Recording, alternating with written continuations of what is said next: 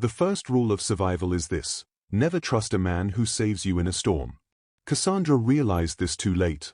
She'd been dying, knew she was dying, when hands pulled her from the snow. Strong hands, careful despite their urgency. A voice in the dark telling her to stay awake, to hold on, that she wasn't allowed to quit yet. But lying there in the snow during a fierce snowstorm in the London winter of 1815, she wasn't sure she could heed the voice. She had felt the cold stealing her fingers first, then her toes, then the feeling in her legs. The horse was gone, thrown somewhere in the white chaos behind her. The satchel was still pressed against her chest, though she could no longer feel her arms holding it. Thomas had 2 weeks before they hanged him. She'd made it less than 5 miles. The thought should have devastated her. Instead, it felt distant. Unimportant. Everything was becoming distant now, soft around the edges, almost peaceful. Then she remembered being carried. Remembered firelight through frozen lashes. Remembered thinking that death might wear a gentler face than she'd expected. When Cassandra woke, the first thing she noticed was that she wasn't dead. The second thing was the fire. The third thing was the man watching her from the shadows beyond the firelight. The firelight caught the crest on his ring. Valington. The Duke. Her rescuer. Her enemy. The man who had destroyed her father, ruined her brother, and orchestrated her family's disgrace. "Why save me?" she demanded, even as her body trembled beneath the furs. He stepped into the light, calm, unyielding. "Because I wanted to see if you'd survive first. Then we'll see if you can answer for your family." Cassandra's hand instinctively went to her satchel, the proof that could save her brother's life. He noticed. Of course he noticed. "We're snowed in," he said finally, eyes fixed on the storm beyond the window. 3 days minimum. Possibly a week. Enough time to settle a question that should have been answered years ago. Cassandra realized then and there that freezing in the forest might have been the kind of fate after all. Hey guys, I need your help in getting this channel to 500 subscribers. If you're enjoying this story, don't forget to like and subscribe for more exciting updates. Now let's continue the story. Chapter 1. The Storm and the Enemy. The wind had teeth. Cassandra had read that phrase once in a Gothic novel her governess disapproved of. She'd thought it melodramatic then. Now, bent low over her horse's neck as another gust nearly tore her from the saddle, she understood it perfectly. The wind didn't just blow, it bit, clawed, searched out every gap in her cloak and riding habit with vicious precision. "Just a little further," she whispered to the mare, though the words were stolen away before they left her lips. "London by nightfall. We can make it."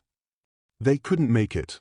She'd known that an hour ago when the snow changed from persistent flurries to a white wall that erased the road ahead. Known it when the temperature dropped so sharply she could no longer feel her hands gripping the reins. Known it when Duchess, her steadiest mount, the one who'd never once spooked, began tossing her head and dancing sideways with mounting panic. But Thomas had 14 days before they hanged him, and Cassandra had already wasted 2 gathering her courage and 3 more tracking down the letters. Every hour she delayed was an hour closer to the executioner's blade. So she pressed on into the storm, one hand clutching the reins, the other pressed against the leather satchel hidden inside her cloak. The papers inside represented 3 years of secrets. 3 years of careful lies. 3 years of a conspiracy that had destroyed her family while the true architects walked free. If she could just reach London. If she could just get these documents to Lord Chancellor Eldon before the execution date. Duchess screamed. It wasn't a whinny or a neigh. It was a sound of pure animal terror. The mare reared, hooves slashing at shadows Cassandra couldn't see through the snow. She grabbed for the pommel, but her frozen fingers wouldn't close properly. She felt herself sliding, falling. The ground hit her hard enough to knock the air from her lungs. For a moment, she simply lay there in the snow, unable to move, unable to breathe, watching Duchess's dark shape disappear into the white chaos. Then training took over. She rolled onto her hands and knees, gasping, and forced herself upright. Pain lanced through her left ankle. She turned it badly in the fall, possibly worse. When she tried to put weight on it, her leg buckled. "No," she said aloud. "No, no, no." But the storm didn't care about her desperation. The wind howled louder, as if mocking her. Snow fell so thickly now that she couldn't see more than a few feet in any direction. No road. No landmarks. No horse. Nothing but white and cold and the rapidly dimming light of late afternoon. Cassandra pulled her cloak tighter and checked the satchel. Still there. Still secure. That was something. She tried to walk. Managed 3 agonizing steps before her ankle gave out entirely and she went down again. This time, getting up took longer. Her hands were clumsy, her legs weak. The cold was stealing more than feeling now. It was stealing strength, stealing thought, stealing the fury that had driven her this far. Get up, she commanded herself. Thomas needs you. Get up. She got up. 1 step. Another. She couldn't tell if she was going toward London or away from it. Couldn't tell if she was even walking in a straight line. The world had become nothing but snow and darkness and the slowly creeping realization that she was going to die out here. Not yet, though. Not while she could still move. She pressed on until she couldn't. Until her legs simply stopped obeying and she folded into the snow like a puppet with cut strings. The cold didn't feel so bad anymore. That was probably a bad sign, but she couldn't quite remember why. Thomas would understand. He'd know she tried. The snow was soft. Almost comfortable. Her eyes drifted closed. Somewhere in the distance, she thought she heard a voice. A deep voice, saying something she couldn't quite make out. Probably just the wind. The wind could sound like anything if you listen long enough. Then hands, strong hands, closed around her shoulders, and the voice came again, closer now, urgent. Stay with me. Do you hear me? You're not dying today. She wanted to argue. Wanted to explain that she'd rather tried to avoid dying today, but circumstances had proved uncooperative. The words wouldn't come, though. Everything was becoming soft and distant and blessedly warm. Damn it. The voice again, sharp with something that might have been anger or fear. Stay awake. That's an order. She didn't take orders. Not anymore. Not since her father's disgrace, not since Thomas's arrest, not since she'd realized that all the rules she'd been taught to follow were written by men who lied. But the hands were lifting her now, pulling her against a chest that radiated warmth even through layers of wool and leather. And the voice kept talking, kept pulling her back from that soft, distant place. Hold on. We're not far. Just hold on. She tried. She must have succeeded, because there were images after that. Fragments. A doorway. Firelight. Being lowered onto something soft. Hands, those same careful hands, removing her soaked cloak, her ruined gloves, her frozen boots. A blanket, heavy and warm, being tucked around her. The crackle of a fire being built up. And always that voice, steady and sure, telling her she was safe now, telling her to rest, telling her she'd survived. Cassandra wanted to ask who he was. Wanted to check on the satchel. Wanted to explain about Thomas and the letters and why she couldn't afford to rest, not now, not yet. But her body had other ideas. The warmth was stealing the last of her strength, and exhaustion pulled her down into darkness before she could protest. She woke to silence. Not complete silence. She could hear the fire, the howl of wind outside, the creak of old wood settling. But human silence.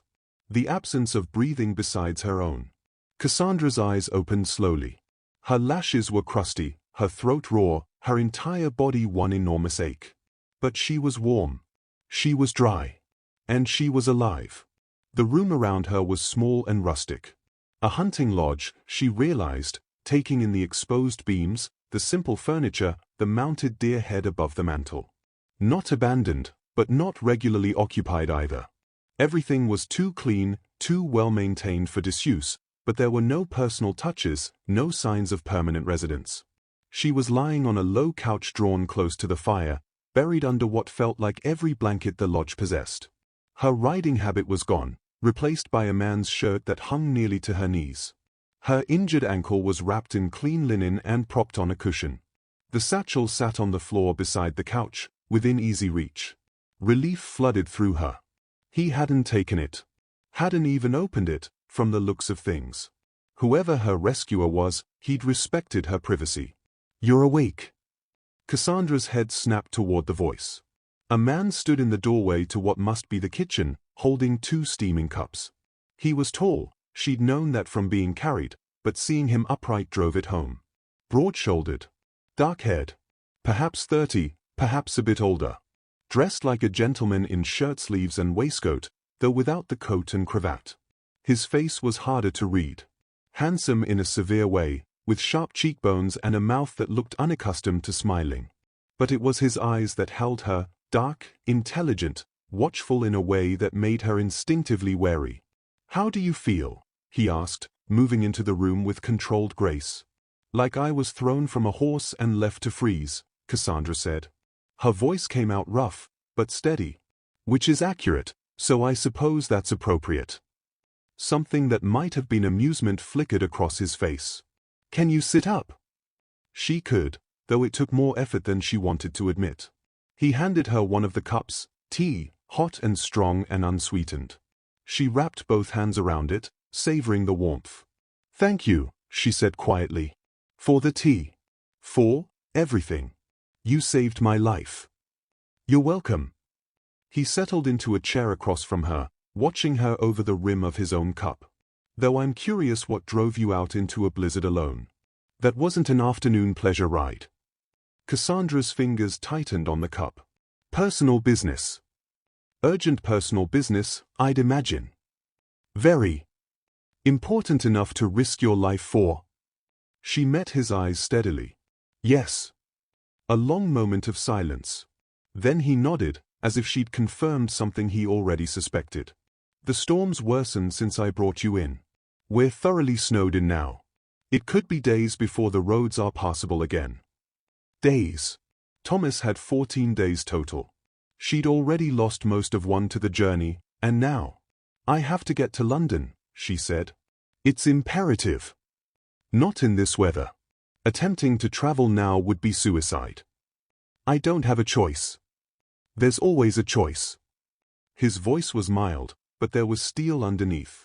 "The choice between life and death, for instance."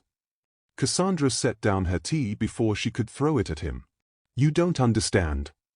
"Then explain it to me." "Why should I? You're a stranger who happened to find me in the snow. A kind stranger, a capable one, and I'm grateful for that. But my business is my own." "Fair enough." He took another sip of tea, utterly unbothered by her hostility. "Then let me tell you what I know. Your quality, your clothes, your speech, your bearing all confirm it. You're educated, probably well-connected. You were riding alone through a blizzard with no companion, no groom, no protection. Whatever you're carrying in that satchel, you guard it even unconscious. And you're desperate enough to die for it." Each word landed like a stone. Cassandra forced herself to remain still, to keep her expression neutral. "Impressive deduction. You should take up work with Bow Street." "I prefer to keep my current occupation." He paused, then added with deliberate care, "Lady Cassandra." The air left her lungs. He knew. He knew who she was. Had known, possibly from the moment he pulled her from the snow. Cassandra's mind raced. Her face was known in certain circles, but not universally. Her family's disgrace had been public, but she'd avoided society since her father's ruin. So how? Then the storm outside chose that moment to ease, just slightly. Enough for the fading daylight to penetrate the windows. Enough to illuminate her rescuer's face more clearly. Enough for her to see the signet ring on his left hand. The crest she'd seen in court documents. The crest that had haunted her nightmares for 3 years. "No," she breathed. He set down his cup with deliberate calm. "I see you've recognized me as well. The Duke of Valington. The man who'd testified against her father. The man who'd provided evidence that sent Thomas to the tower.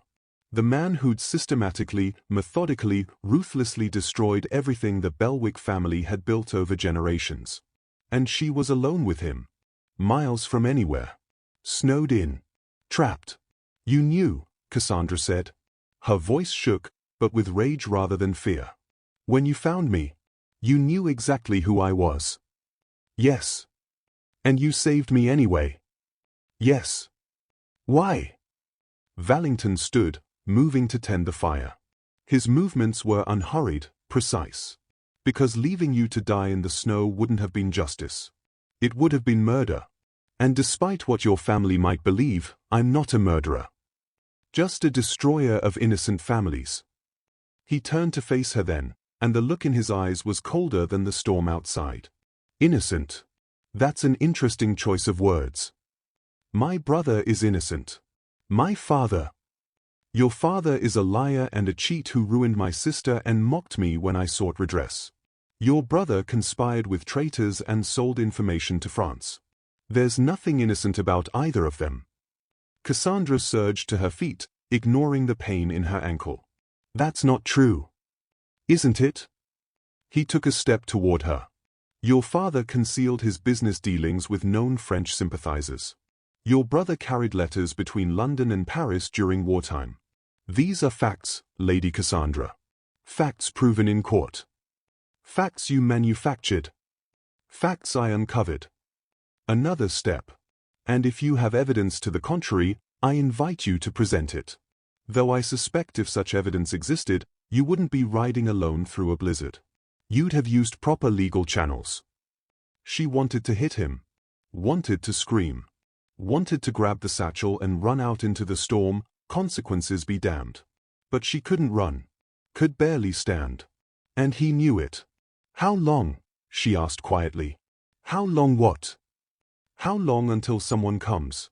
Until the road's clear. Valington moved to the window, looking out at the white wall beyond. 3 days minimum. Possibly a week, depending on how much snow falls and how quickly it melts after. He glanced back at her. Why? Eager to be rid of my company? Can you blame me? No, he said simply. I can't. They stood there in silence, measuring each other across the small room. Outside, the wind howled louder, as if sealing their fate. Finally, Valington spoke again, his voice carefully neutral. We can make this tolerable or we can make it hell. The choice is yours. But we're here, together, for the foreseeable future. We might as well be civilized about it. Cassandra laughed. It came out bitter and broken. Civilized? You've destroyed my family and now you want to be civilized. Your family destroyed themselves. I simply held them accountable. He paused. But yes. Despite everything, I would prefer civility to constant warfare. At least until the storm breaks. And after the storm breaks. His eyes met hers, dark and unreadable. After the storm breaks, Lady Cassandra, we'll see what remains to fight over. It wasn't a threat. It wasn't a promise. It was simply a statement of fact, and somehow that made it more terrifying than either. Cassandra sank back onto the couch, suddenly exhausted. Her ankle throbbed. Her head ached.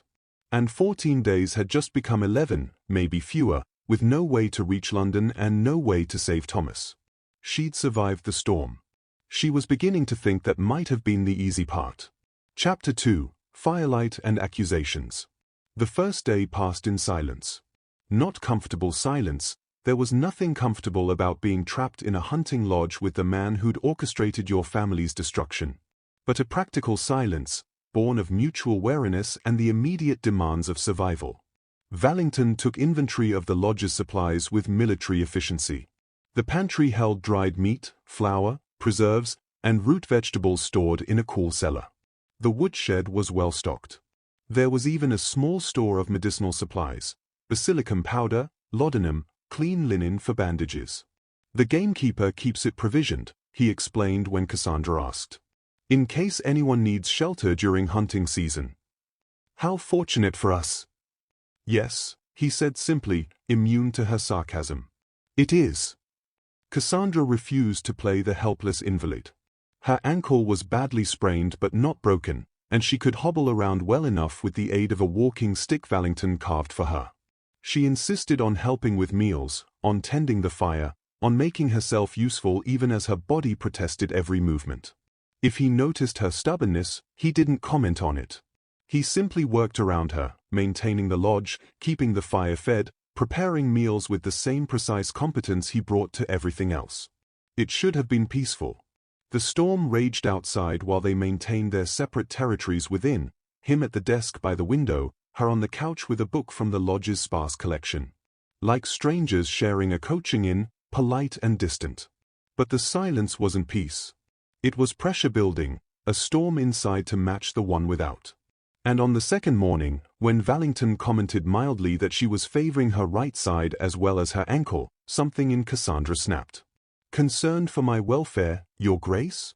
How touching. I wouldn't have thought you cared whether Belwicks lived or died." He looked up from the eggs he was frying. "I care whether my guests live or die under my watch. Your family name is irrelevant to basic human decency." "Basic human decency," Cassandra repeated. "Is that what you call it? You destroy a family, pursue them through the courts, drive them into exile, and then claim the moral authority of decency." "I claim nothing." He plated the eggs with maddening calm. "I simply acted on evidence of wrongdoing. Evidence you manipulated. Evidence that was publicly examined and verified by multiple sources." He set a plate in front of her. "Eat. We can argue better on full stomachs." She wanted to refuse. Wanted to throw the plate at his infuriatingly composed face. But her stomach betrayed her with a loud growl, and she was too practical to starve herself out of spite. They ate in renewed silence, but it was brittle now, ready to shatter at a word. Valington broke first. "You think I'm cruel?" It wasn't a question, but Cassandra answered anyway. "Yes. You think I pursued your family out of ambition. That I saw an opportunity to advance myself by bringing down a rival house. Didn't you?" "No." He set down his fork. "I pursued your family because they destroyed mine. Everything else was consequence, not cause." Cassandra's hands tightened on her own fork. "We destroyed nothing. My father was a respected member of Parliament. His reputation was beyond reproach until you manufactured charges against him." "Your father," Valington said quietly, "made an agreement with my family 3 years ago. A business arrangement tied to certain parliamentary votes regarding wartime contracts. The agreement included an understanding, a private understanding, but a binding one nonetheless, regarding my sister Eleanor." The name hung between them. Cassandra knew it, though she'd never met the woman. Eleanor Ashford. The Duke's younger sister. She'd died 3 years ago, but Cassandra had never heard the circumstances. "What kind of understanding?" she asked, though dread was already pooling in her stomach. "Marriage. Not official, not announced, but promised. Your father needed political support. I needed financial backing for my estates. Eleanor was 19 and infatuated with the idea of a grand love match. Your father's son seemed a perfect candidate." "Thomas!" Cassandra's voice came out sharp with disbelief. "Thomas was engaged to your sister?" "Not formally. But an understanding existed. Letters were exchanged. Plans were made. And then your father discovered that supporting my interests would cost him more politically than he'd anticipated. Certain members of Parliament who opposed the wartime contracts he'd promised to support began making threats. Your father chose to withdraw." "Politics change," Cassandra said. "Surely you can't blame him for—" "I don't blame him for changing his political stance," Valington interrupted. "I blame him for abandoning every other commitment that came with it. He withdrew financial support, leaving my estates vulnerable. He broke off the understanding regarding Eleanor without explanation or apology. And when she wrote to Thomas asking why, your brother didn't even have the courtesy to reply." The eggs turned to ash in Cassandra's mouth. She'd known Thomas had courted someone before the war, but he'd never mentioned names. Never mentioned promises. "There must be more to it," she said, but the word sounded weak even to her ears. "There was more to it," Valington agreed. "Your father had gotten himself entangled with men who were selling information to France. Small things at first, troop movements, supply routes. Nothing that could be definitively traced back to him. But when I began asking questions about why he'd withdrawn support so abruptly, I discovered the real reason. He needed to distance himself from anyone who might examine his activities too closely." "That's absurd. My father would never." "Your father was desperate. The war was going badly. He'd made investments that depended on certain outcomes. When those outcomes failed to materialize, he needed money. The French were willing to pay for information. Cassandra stood abruptly, ignoring the pain in her ankle. "You're lying." "I'm not." Valington remained seated, but his eyes followed her. "I have documentation. Correspondence. Banking records showing payments from shell companies with French connections. That's what I presented to Parliament. That's what destroyed his reputation." "And Eleanor?" The question came out hoarse. "What happened to her?" Something shifted in Valington's expression. For the first time since she'd met him, he looked less than perfectly controlled. She was compromised by the scandal. Your father had told her the understanding with Thomas was temporary, that they would announce formally once political matters settled. She believed him. She told her friends. She conducted herself as a woman promised. And when your father withdrew and Thomas refused to honor what she'd been led to believe was a commitment, she was left publicly humiliated. "That's not, Thomas wouldn't." "Thomas was at war," Valington said. "He might not have even received her letters. But your father received mine. I asked for clarification. For some acknowledgement of what had been promised. He sent back a single line, no understanding existed. Your sister misunderstood the nature of a casual acquaintance." The words landed like stones.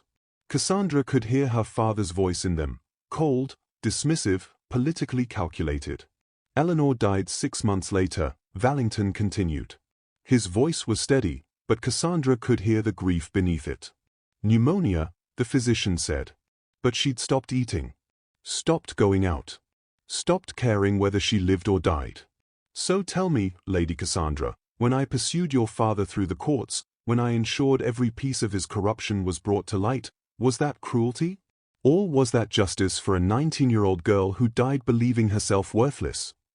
Cassandra opened her mouth to argue, to defend, to explain. But what could she say? She didn't know what her father had promised. Didn't know what Thomas had understood.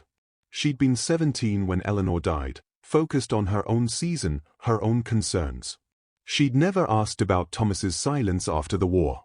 Never questioned her father's sudden withdrawal from certain political circles. She'd been blind because it was easier than seeing. "Even if everything you say is true," she said finally, "that doesn't justify destroying our entire family.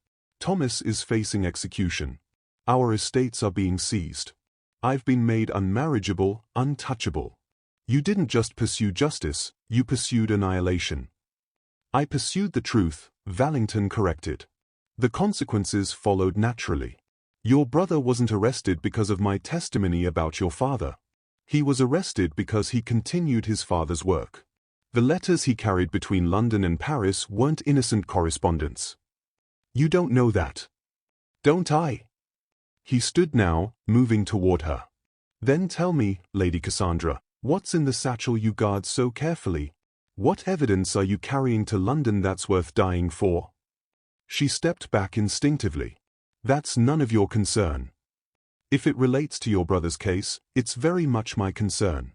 I testified in that trial. If there's evidence of his innocence." "There's evidence of manipulation," Cassandra snapped. "Evidence that someone used both our families as pawns in a larger game. Evidence that the truth is more complicated than your simple narrative of justice and revenge." "Then show me." "Why? So you can destroy it? Suppress it? Use it against us in some new way? So I can see if it changes anything." He was close enough now that she could see the gold flecks in his dark eyes. "You think I want your brother dead? You think I take pleasure in knowing a man will hang? I think you want our family to suffer. I think you've wanted it for 3 years. And I think you'll do anything to ensure that suffering continues." A crack echoed through the lodge. They both froze. Another crack, louder this time. Valington's head snapped toward the ceiling. "Move. Now." "What?" He didn't wait for her to finish. His arm came around her waist and he half-carried, half-dragged her away from the window just as a section of the roof gave way with a shriek of breaking timber.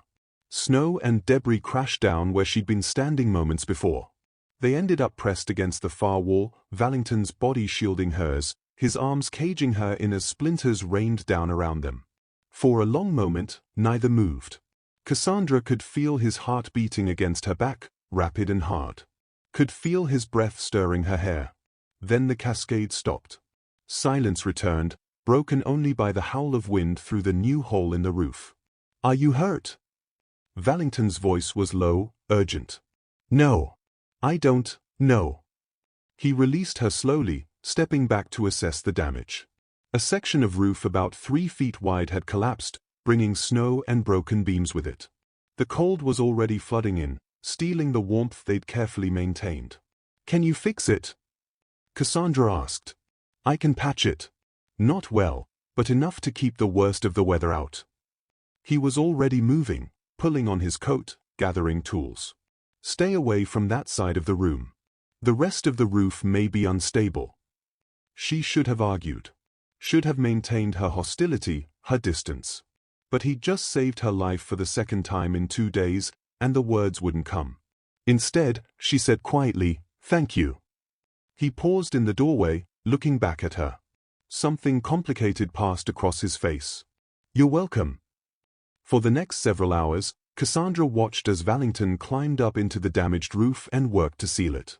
It was brutal labor in brutal conditions, hammering boards over the gap, packing it with whatever materials he could find, all while wind tore at him and snow pelted his face. She made herself useful below, heating water, preparing food, keeping the fire built up so there would be warmth when he came down. And trying very hard not to think about what he'd told her. About Eleanor. About her father's promises and Thomas's silence. About the possibility that the villains in this story weren't who she'd thought. When Valington finally climbed down, he was soaked and shaking with cold. He'd shed his coat somewhere above, and his shirt was plastered to his body. As he reached for a towel, Cassandra saw it, the dark stains spreading along his left side. "You're bleeding." "It's nothing. Just reopened an old wound." "Let me see." "It's fine." "Let me see," she repeated, with enough steel in her voice that he actually obeyed. He pulled up his shirt, revealing a long scar along his ribs, partially healed but now seeping fresh blood. "Caught it on a nail in the roof. It's not deep." Cassandra fetched the medical supplies without a word. When she gestured for him to sit, he did, watching her with those unreadable dark eyes as she cleaned and rewrapped the wound. Her hands were steady despite everything. She'd done this before, during her father's illness, during her mother's final days. Knew how to clean a wound without causing unnecessary pain, how to bind it securely. "You're good at this," Valington observed. "I've had practice." She tied off the bandage. "You should rest. You've been working for hours." "So have you." "I've been standing by a fire. You've been on a roof in a blizzard." A ghost of a smile. "Fair point." They settled on opposite sides of the fire again, but something had shifted. The anger was still there, the hurt, the history. But underneath it now was something else. Recognition, perhaps. A reluctant acknowledgement that the other person was more than the villain they'd imagined. Cassandra broke the silence first. "The satchel. The documents I'm carrying. They're letters. Correspondence between several members of Parliament and various French contacts during the war." Valington went very still. "Where did you get them?" "They were hidden in my father's study. He never knew I found them." She stared into the fire. "They prove that several men were selling information. But they also prove that my father was trying to stop it. He was gathering evidence. That's why he withdrew from certain associations. Not because he was guilty, but because he was building a case." "Then why didn't he present this evidence when he was accused?" "Because the letters also prove that Thomas was involved. Not in selling information, in gathering it. My father was using him as a courier, as an investigator. But on paper, in those letters, it looks like Thomas was part of the conspiracy." Her voice cracked. "If I present this evidence, it exonerates my father but condemns my brother. If I don't, Thomas hangs for something he didn't do and my father's name stays ruined. Either way, our family loses." Silence. "Then, may I see them?" Cassandra looked at him. Really looked. Saw the grief he carried for his sister. Saw the rigid control he used to contain it. Saw a man who'd lost someone he loved and had spent 3 years trying to make the world acknowledge that loss as real, as mattering, as worthy of justice. Saw someone not so different from herself. Slowly, she retrieved the satchel. Opened it. Handed him the documents she'd been willing to die to protect. He took them with the same careful reverence she'd seen him use when bandaging her ankle. Began to read.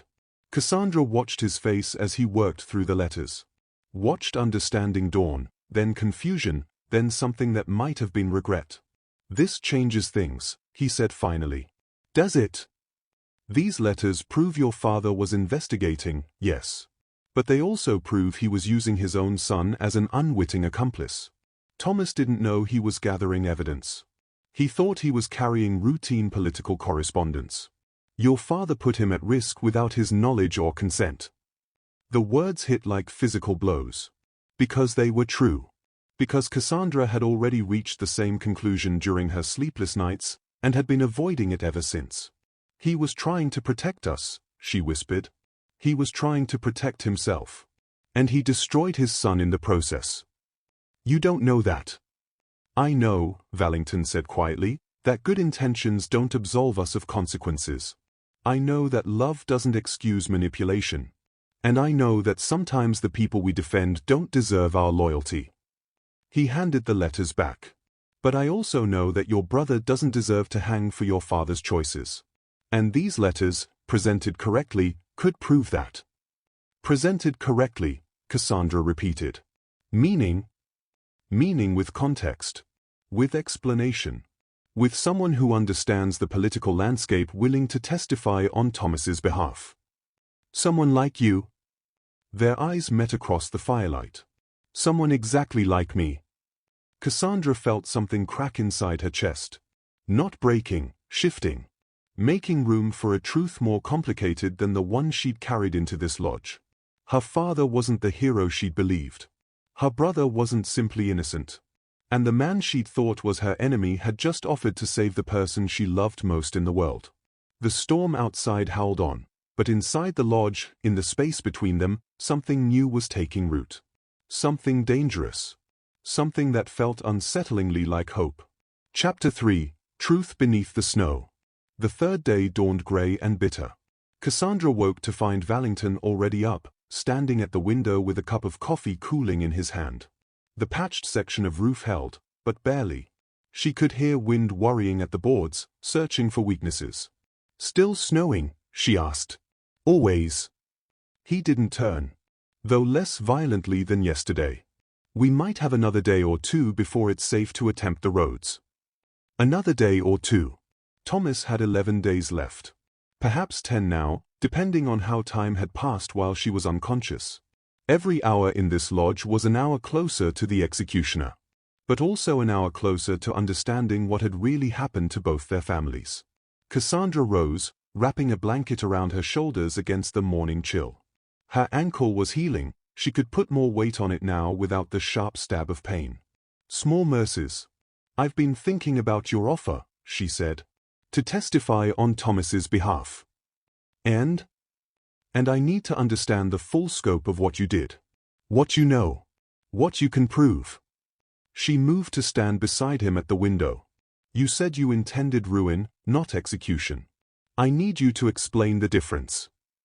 Valington was silent for a long moment. Then he set down his cup and moved to the desk, pulling out a leather portfolio she hadn't noticed before. "I keep records," he said simply. "Of everything." He spread documents across the desk with methodical precision. Letters. Banking statements. Parliamentary minutes. Court transcripts. 3 years of careful, calculated destruction laid out in black ink. "It started with financial audits," he explained. "Your father's investments were tangled, deliberately so, I suspect. Shell companies, proxy purchases, loans made through intermediaries.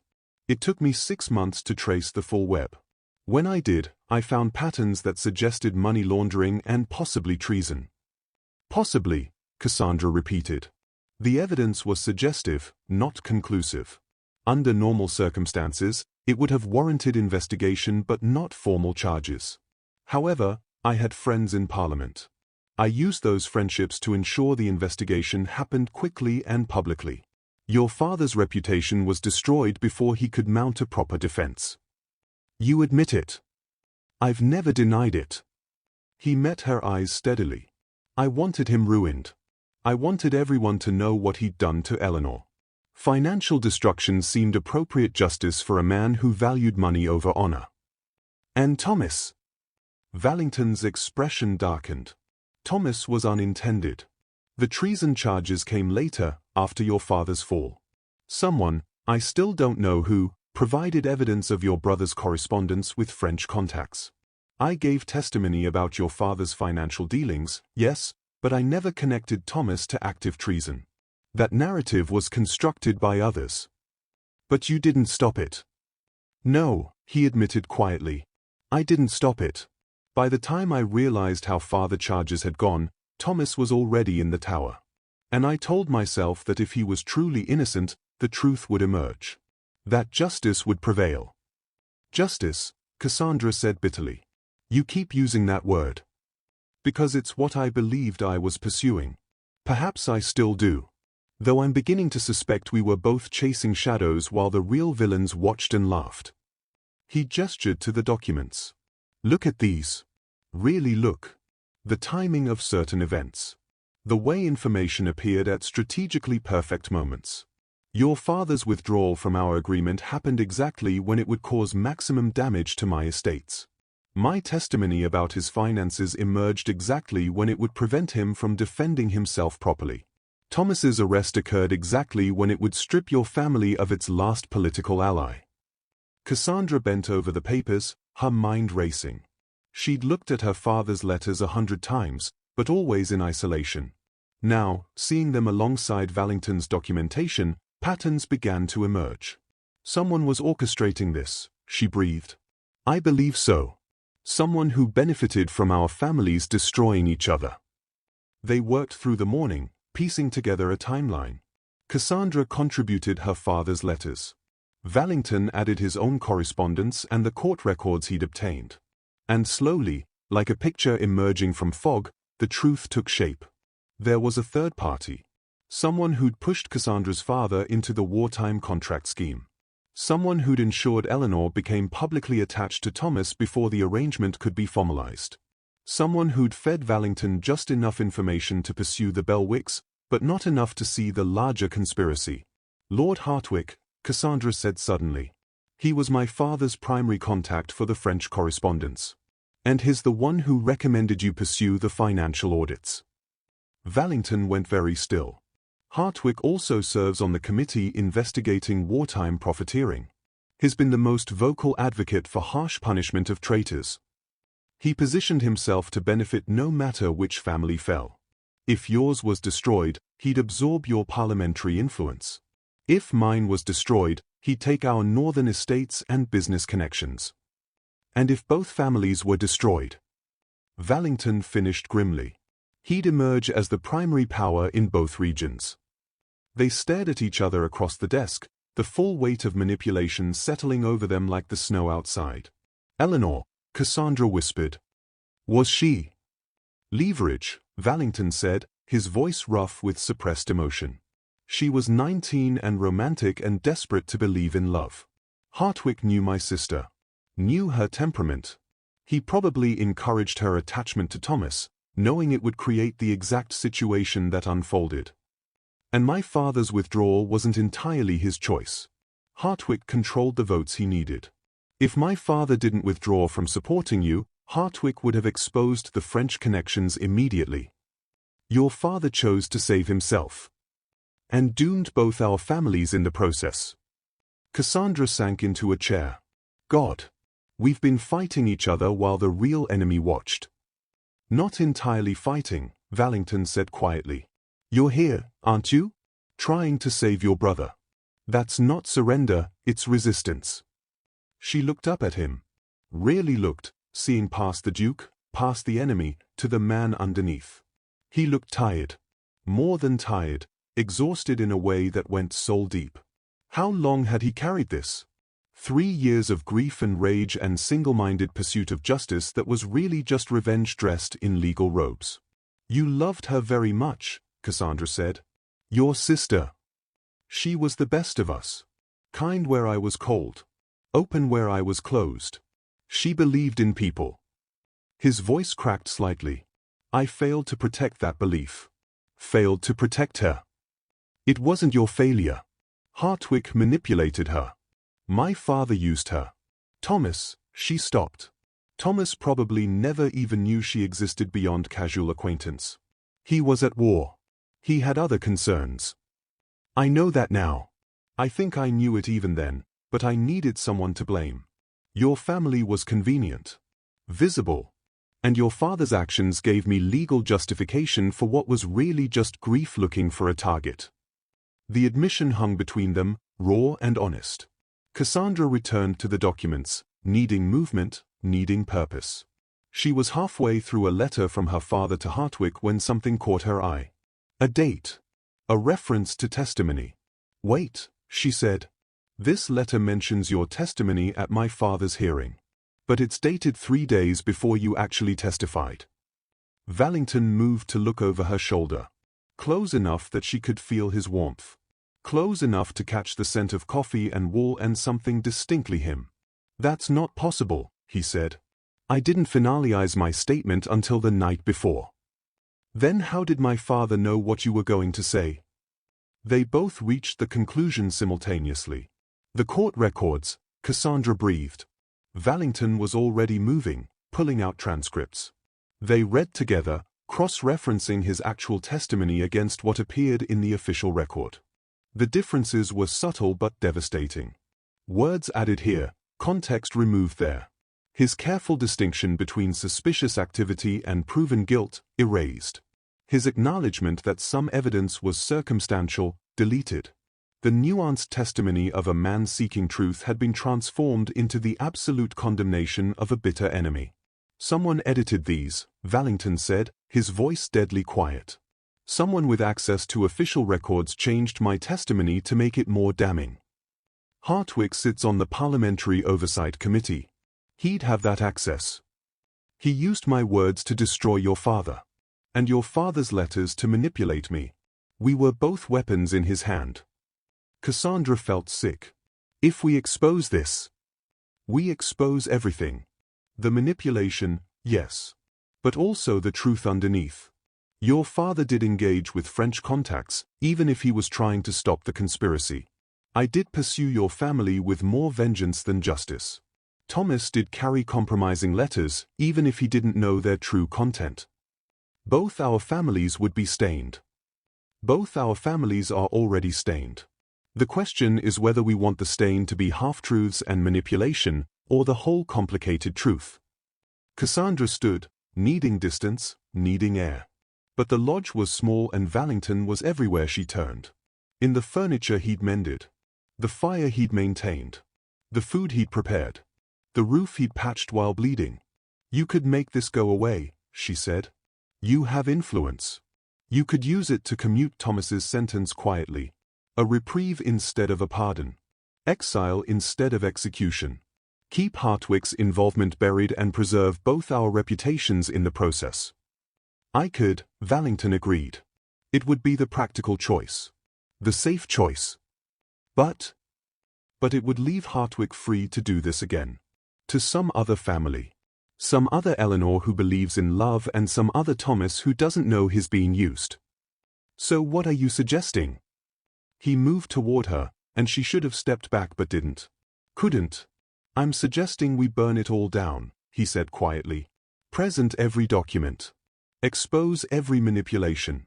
Let the world see what Hartwick did and what our families became because of it. Your brother goes free. Hartwick faces justice.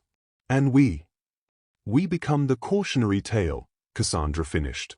The families who were used as pawns. Who destroyed each other while the real villain profited. Yes. My father's reputation would never recover. He'd be seen as weak. Manipulated. A fool. My sister's death would be revealed as calculated murder by proxy. And I'd be the man who was so blinded by grief that I became Hartwick's weapon. They stood facing each other, close enough to touch. The firelight cast shadows across Valington's face, softening the harsh lines, revealing the man beneath the Duke's mask. "Why are you giving me this choice?" Cassandra asked. "You could decide on your own. Use your influence either way. Because it's your brother's life. Your family's future. I've made enough decisions for the Bellewicks. This one should be yours." Something in her chest cracked open. Not breaking, unfurling. Like something that had been locked tight was finally allowed to breathe. "I don't forgive you," she said. "For pursuing my father. For not stopping Thomas's arrest. For Eleanor's death, even though I know now it wasn't entirely your fault. I don't forgive your father either. For using my sister. For concealing his activities. For choosing self-preservation over honor. But I'm beginning to understand that forgiveness might not be the point. Understanding might be enough." "Is it?" Cassandra whispered. "Is understanding enough when people we love have died? When lives have been destroyed?" "I don't know." He raised his hand, hesitated, then gently tucked a strand of hair behind her ear. The gesture was so tender it made her ache. "I don't know what's enough anymore. 3 years I spent pursuing vengeance, and it didn't bring Eleanor back. Didn't make the grief less. Didn't make me feel more whole. It just made me efficient at destroying things. And now I'm standing in a broken hunting lodge with the sister of the man I tried to ruin, and she's the only person in 3 years who's looked at me like I'm more than a weapon or a title. Like I'm just a man who made mistakes." Cassandra's breath caught. "I'm looking at you like someone who might help me save my brother. Is that all?" No. God help her, no. She was looking at him like someone who understood grief. Who knew what it meant to fight alone. Who'd been shaped by loss into something harder than they wanted to be. She was looking at him like someone she could love, if circumstances were different. If history were different. If they were different people in a different world. "It has to be all," she said, but her voice wavered. "My brother has 10 days. Maybe less. I can't afford to feel anything else right now." "I know." But he didn't step back. Neither did she. The space between them felt charged, dangerous. Like the moment before lightning strikes when the air itself holds its breath. "If we expose everything," Cassandra said, "we'll both lose. Our families' names will be forever associated with manipulation and weakness. We'll be pitted. Possibly even ostracized for being foolish enough to be used." "Yes. But Thomas lives. Thomas lives. And Hartwick falls. Is that justice? It's the closest we're likely to get to it." Cassandra closed her eyes. Thought of Thomas in his cell, waiting for death. Thought of Eleanor, young and hopeful and destroyed by forces she never understood. Thought of her father, flawed and frightened, making the worst choices for what he believed were the right reasons. Thought of the man standing before her, offering her the power to destroy him if it meant saving someone she loved. When she opened her eyes, Valington was watching her with an intensity that stole her breath. "I'll do it," she said. "I'll present the evidence. All of it. Let the world see what Hartwick did. What our families became. Let Thomas go free even if it means dragging both our names through the mud." "Are you certain?" "No. But I'm sure enough." Something shifted in his expression. Relief, perhaps. Or recognition. "Thank you." "Don't thank me. You're the one offering to testify against your own interests." "My interests," he said quietly, "have been misdirected for 3 years. It's time I corrected course." He was still too close. Still looking at her like she was something precious and breakable and worth protecting. Cassandra knew she should move, should maintain distance, should remember that this man had tried to destroy her family. But he'd also saved her life. Twice. And offered to save her brother. And looked at her like she mattered in a way that had nothing to do with family names or political alliances. "This is a terrible idea," she whispered. "Which part?" "All of it. The testimony. The exposure. This." She gestured between them, at the small space that had somehow become impossibly charged. "Probably," Valington agreed. His hand came up to cup her face, thumb brushing across her cheekbone with devastating gentleness. But I find I'm tired of good ideas that lead to empty victories. What do you want instead? Something real. Even if it's complicated. Even if it's difficult. Even if it destroys what's left of my carefully constructed revenge. That's not an answer. Isn't it? Then he kissed her. It wasn't soft. Wasn't gentle or tentative or questioning. It was the kiss of a man who'd been holding himself back for 3 days and couldn't manage it for one more second. His mouth claimed hers with an intensity that made her knees weak, his hand sliding into her hair to angle her head exactly where he wanted it. Cassandra should have pulled away. Should have remembered all the reasons this was impossible, inadvisable, insane. Instead, she kissed him back. Her hands fisted in his shirt, pulling him closer even as her mind screamed at her to stop. But God, it felt good to stop thinking. To stop fighting. To surrender for just one moment to the want that had been building between them since the moment she'd recognized him. When they finally broke apart, both breathing hard, Valington rested his forehead against hers. That was, he started. A mistake, Cassandra finished, though she made no move to step back. A terrible mistake. Probably. Definitely. My brother is still in prison. Your sister is still dead. And nothing about this, she gestured between them, changes what we have to do. I know. Love doesn't erase consequence. No, he agreed quietly. But perhaps it makes consequence bearable. Cassandra pulled back then, needing distance even as everything in her protested the loss of his warmth. Don't call it love. We barely know each other. I know you're brave enough to ride into a blizzard alone. I know you'd die to save your brother. I know you look at me like I'm more than the worst thing I've ever done. His eyes held hers. That's more than I've known about another person in 3 years. It's not enough. Perhaps not. But it's something. Outside, the storm howled on. Inside, Cassandra felt something equally turbulent building in her chest. Want and grief and anger and recognition all tangled together in a knot she couldn't begin to unravel. When the storm breaks, she said quietly, we go to London. We expose Hartwick. We free Thomas. And then we see what's left, Valington finished. For both of us. It wasn't a promise. Wasn't even a plan. But standing there in the firelight with the taste of him still on her lips, it felt like possibility. And for a woman who'd been riding towards certain death just days ago, possibility felt almost like hope. Chapter 4, Loyalty, Justice, and Claim. The sound of horses came on the 5th morning.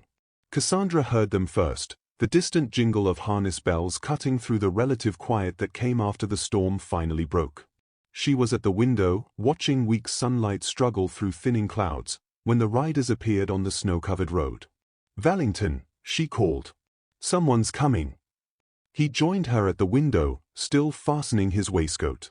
They'd maintained careful distance since the kiss, sleeping on opposite sides of the room, speaking mostly of strategy and evidence. But the awareness remained, crackling in every accidental touch, every shared glance, every moment of silence that stretched too long. My gamekeeper, Valington said, identifying the lead rider. And 2 others. They've come to check on the lodge. Reality, then. The outside world returning with all its complications and consequences. We should prepare, Cassandra said. Are you certain? About what we discussed? She touched the satchel at her side, now filled with both her father's letters and Valington's meticulously organized evidence. I'm certain that Thomas deserves to live. Everything else, we'll manage as it comes. His hand found hers briefly. A squeeze of solidarity, nothing more. But it steadied something in her chest. When the riders reached the lodge, there were questions, concern for the Duke's welfare, surprise at finding Lady Cassandra Bellewick in his company, carefully neutral expressions that promised gossip would spread like wildfire. Valington handled it with aristocratic efficiency, explaining that he'd found her injured in the storm and offering shelter had been the only civilized option. True enough, if incomplete. The journey to London took 2 days. They travelled separately, Valington in his carriage, Cassandra in a hired conveyance he arranged. Proper. Discreet.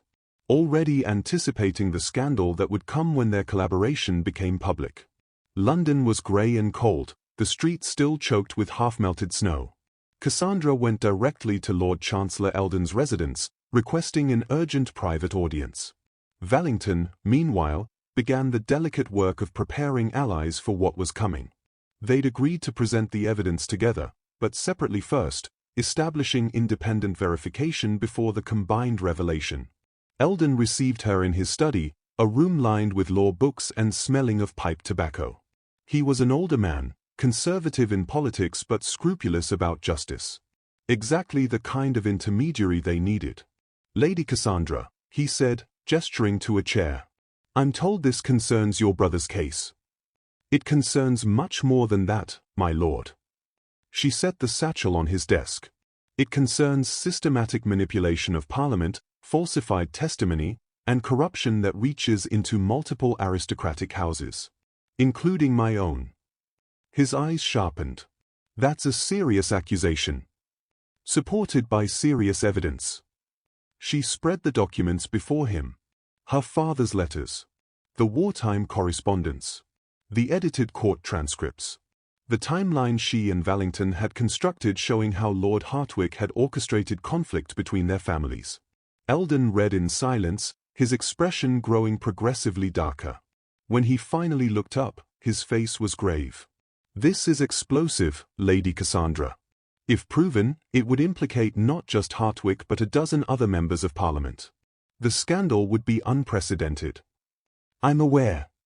Your father's reputation will not survive intact.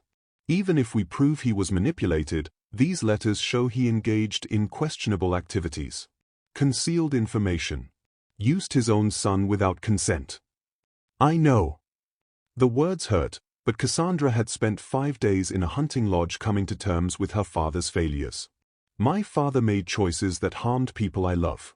But he doesn't deserve to be remembered as a traitor when the real traitor is still walking free." "And your brother?" "My brother is innocent of treason. He was a tool, nothing more. He deserves exoneration."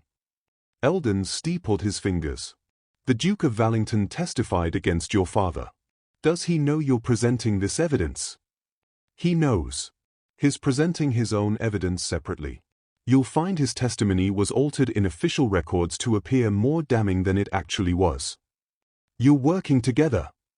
Eldon couldn't quite hide his surprise. "We're working toward the same goal, justice. Even when it implicates our own families." The Lord Chancellor studied her for a long moment. "You understand what you're sacrificing? Your family's standing in society will be permanently diminished. You yourself will be associated with scandal. Marriage prospects, social connections, everything will be affected." "I understand perfectly, my lord. I'm choosing it anyway."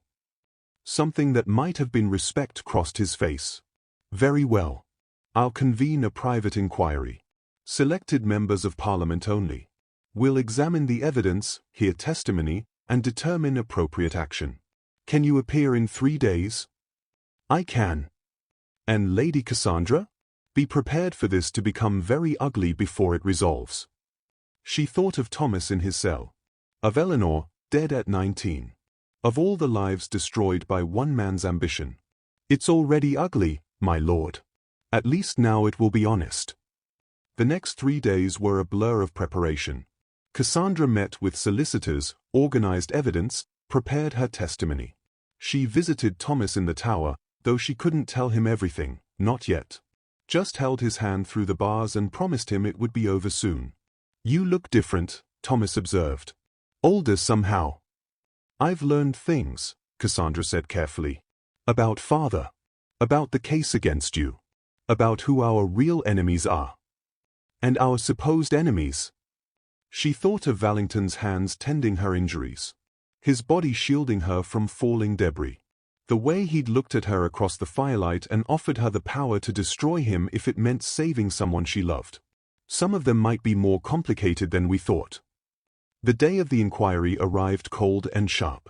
The Select Committee assembled in a private chamber at Westminster, 7 men who would determine the fate of multiple families. Lord Chancellor Eldon presided. Lord Hartwick sat among them, confident and composed, unaware of what was coming. Cassandra arrived early, dressed in deep blue that made her look older, more serious. A woman to be taken seriously rather than pitied. Valington was already there, standing by the windows. They didn't speak, but his eyes met hers across the room. A moment of shared understanding. Whatever happened next, they'd chosen it together. The inquiry began with procedural formality. Eldon outlined the purpose, re-examination of evidence in the case against Thomas Bellewick, with new information suggesting irregularities in the original proceedings. Hartwick interrupted immediately. Irregularities? The case was thoroughly examined. Young Bellewick was found guilty by overwhelming evidence. Evidence we'll be reviewing, Eldon said mildly. Lady Cassandra, you may present your materials. She stood, forcing her voice steady.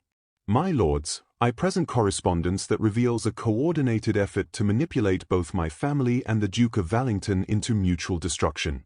This effort was orchestrated by a member of Parliament for personal and political gain. The documents were distributed. Cassandra watched the committee members read, saw understanding and then shock cross their faces. Hartwick's composure cracked. This is absurd. These letters prove nothing except that Lord Bellewick was involved in treasonous activity. These letters prove, Cassandra interrupted, that my father was gathering evidence of conspiracy.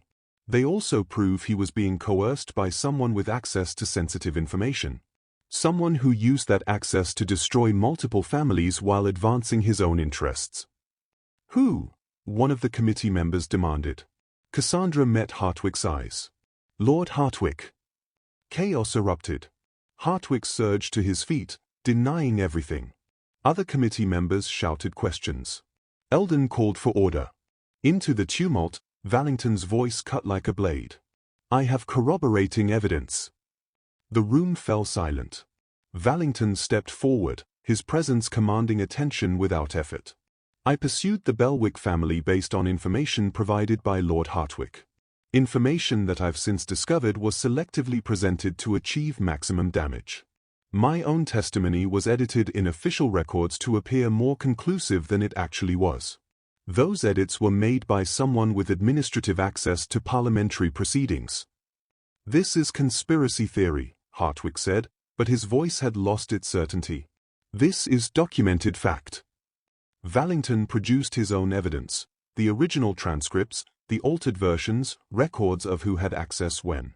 I allowed my grief over my sister's death to blind me to manipulation. I pursued vengeance instead of justice. But I'm not blind any longer. For the next 2 hours, they presented everything. The timeline of events. The financial records showing Hartwick's systematic absorption of both families' assets and influence. The pattern of information appearing at strategically perfect moments. The edited testimony and falsified documents. By the end, Hartwick's denials had become desperate. The other committee members were asking pointed questions about his role, his access, his unexplained advancement. The inquiry adjourned for deliberation, leaving Cassandra and Valington alone in an antechamber. That went better than expected, Cassandra said, though her hands were shaking from the adrenaline. We haven't won yet. No. But Thomas will be freed. That's what matters. Valington moved closer. And what about you? What matters to you, beyond your brother's freedom? Before she could answer, the door opened. Eldon gestured them back inside. The verdict was swift. Thomas would be released immediately, exonerated of treason, though the association would remain on record. Lord Bellewick's reputation would be posthumously reconsidered, not vindicated, but acknowledged as more complicated than initially presented. Hartwick would face formal investigation for corruption and abuse of office.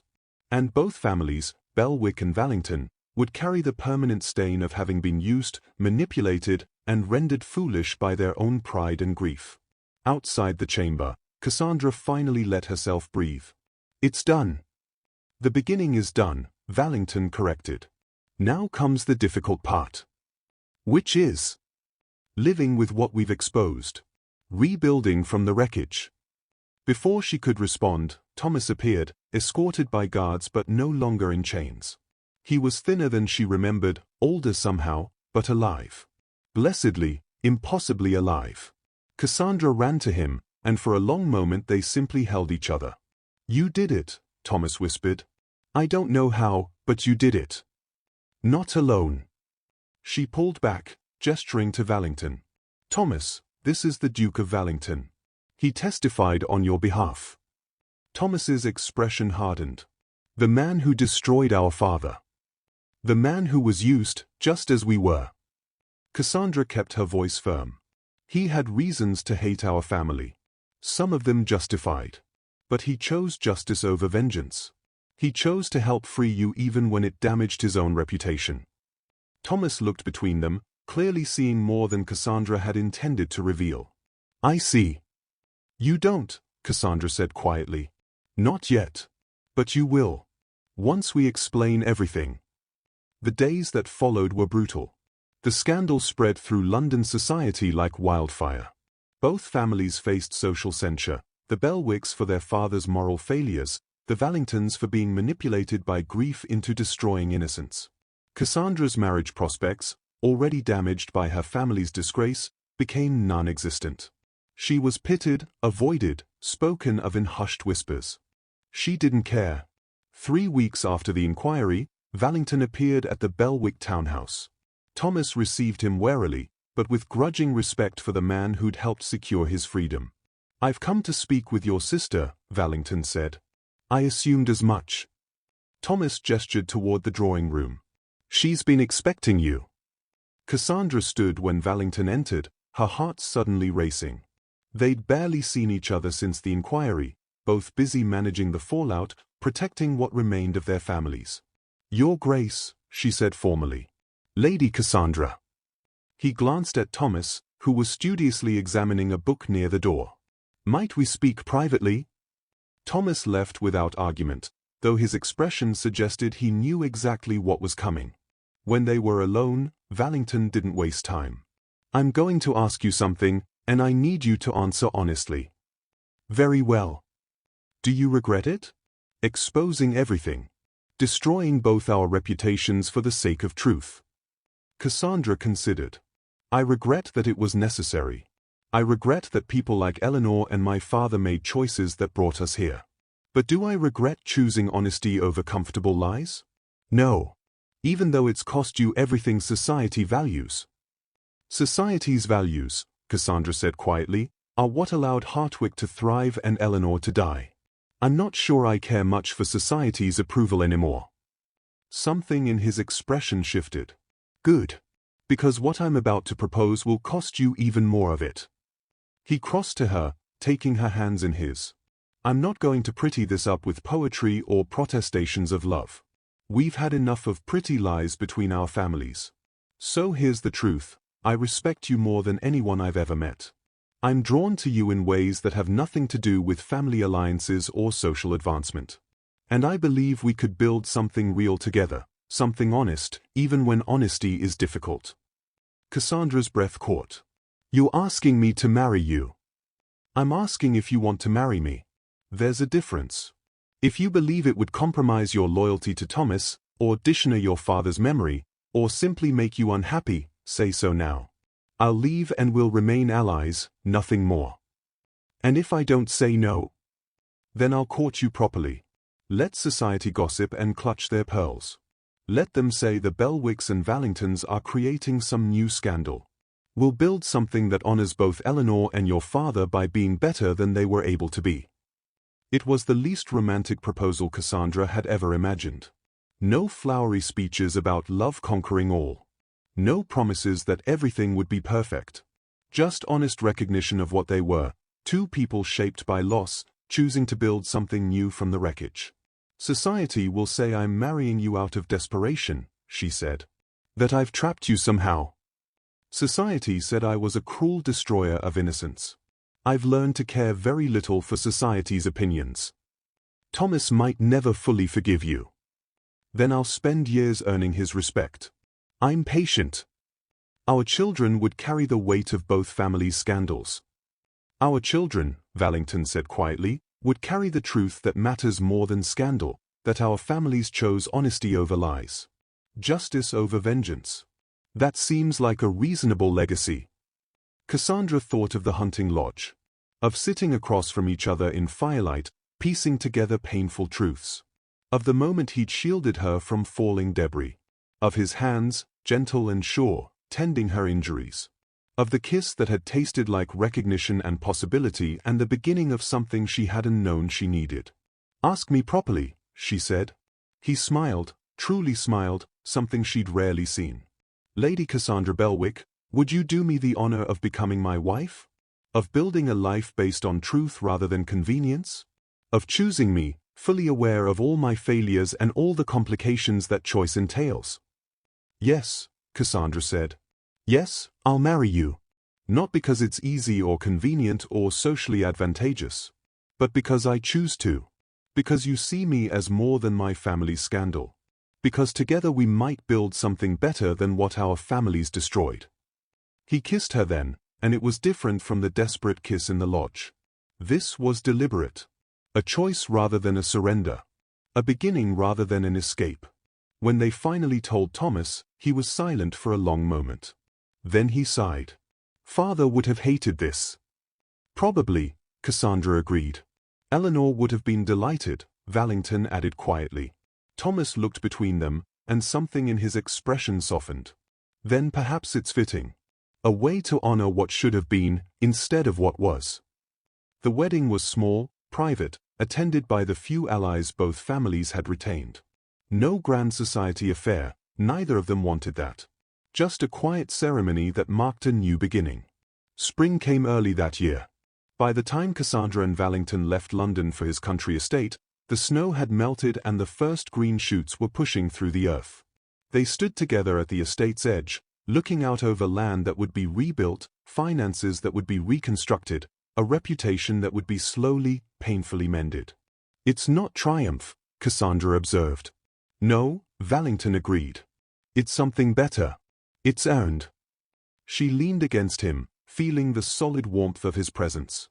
Behind them, the house waited, empty rooms that would be filled, a future that would be written by their choices rather than their family's failures. "Do you think we'll make it?" she asked. "Through all of this?" "I think," Valington said carefully, "that we've already survived the worst. A blizzard. Mutual destruction.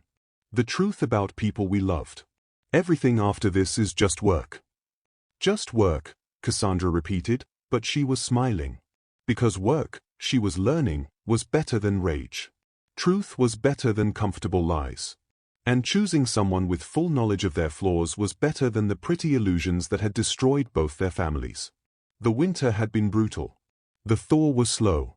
But they were building something that would last, not despite the difficulties, but because of them.